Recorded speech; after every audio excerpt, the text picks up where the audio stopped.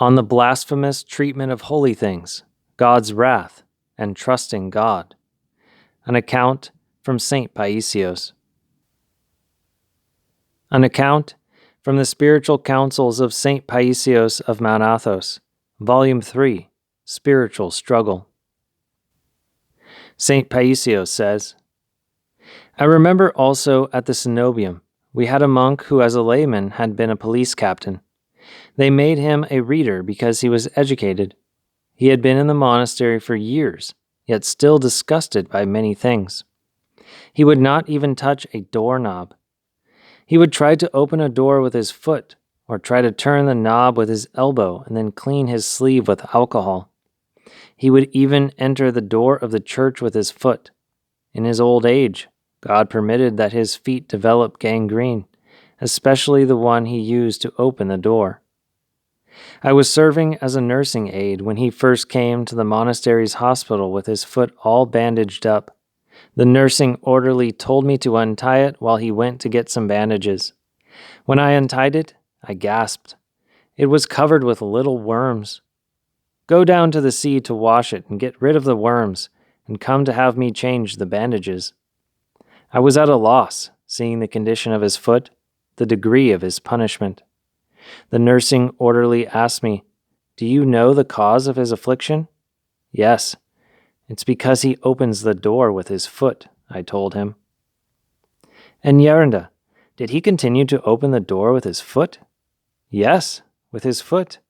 And he had grown old as a monk. Didn't he understand in the end? I don't know. After that, I went to the monastery Stomion in Konitsa. I don't know how he died, but there in the Cenobium on Mount Athos, some of the younger monks would eat the food left on the plates of the older monks as a blessing. They would gather the leftovers because they had been blessed.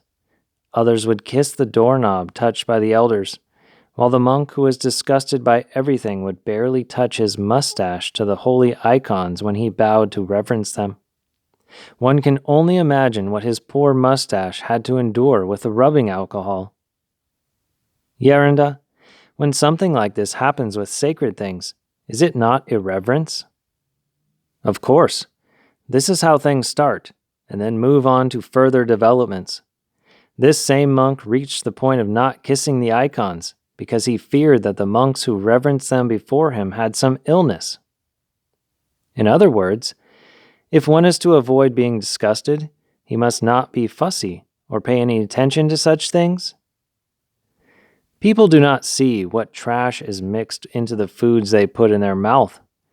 Even if one has some phobia about getting sick, Christ will help if one makes the sign of the cross with faith.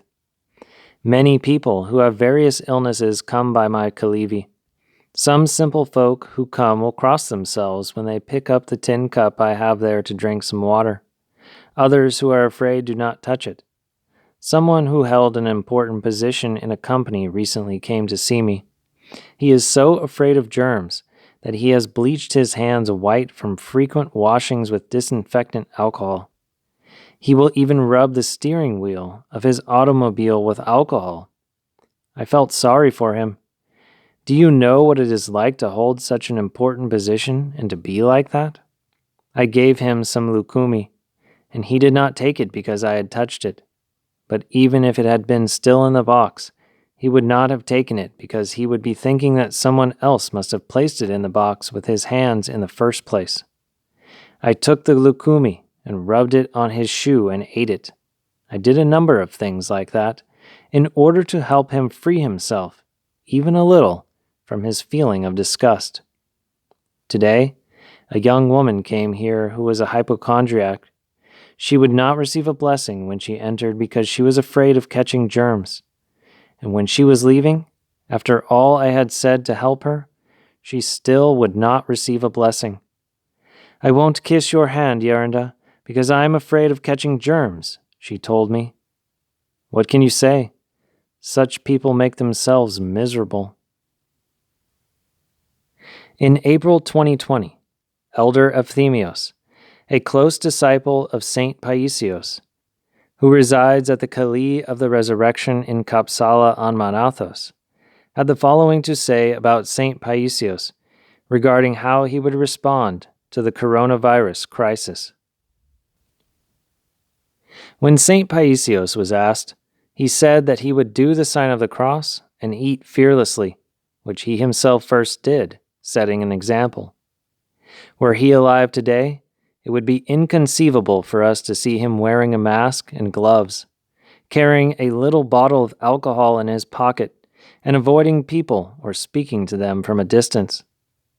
He would surely be pacifying the people. He would be helping them put away fear, and most of all, he would be saddened by the closing of the churches. Such a fear is unbefitting for Christians inspired by the example of the God-man and by the martyrs of our faith.